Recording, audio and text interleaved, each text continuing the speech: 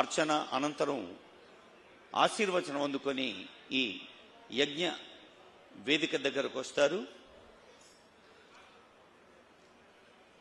హరే కృష్ణ నామాన్ని ప్రతిధ్వనింపచేస్తున్న ఇస్కాన్ మనందరికీ తెలుసు, ఈ ఆధునిక ప్రపంచంలో అన్ని దేశాలకు అంతర్జాతీయ స్థాయిలో మార్గదర్శనం చేస్తున్న ఐక్యరాజ్య సమితి యుఎన్ఓ ఎంత విస్తారంగా ఉందో, ఎన్ని అసంఖ్యాక దేశాలకు మార్గదర్శనం చేస్తోందో, అన్ని దేశాల్లో కూడా ఇస్కాన్ తన భక్తి కాంతుల్ని పంచుతున్నది.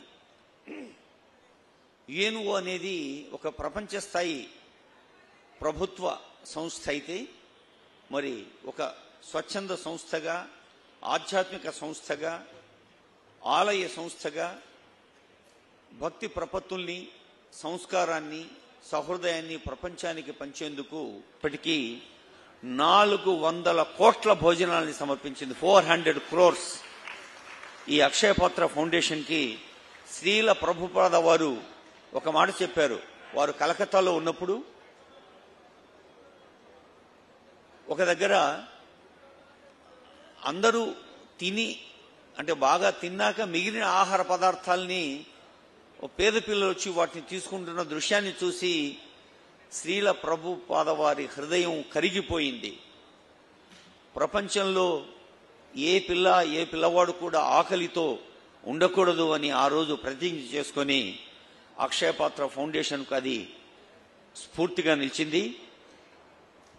అక్షయపాత్ర ఫౌండేషన్ చైర్మన్ బృందా గౌరవనీయులైన ఆంధ్రప్రదేశ్ రాష్ట్ర ముఖ్యమంత్రి చంద్రబాబు నాయుడు గారు, గౌరవనీయులైన ఫార్మర్ చీఫ్ జస్టిస్ రమణ గారు,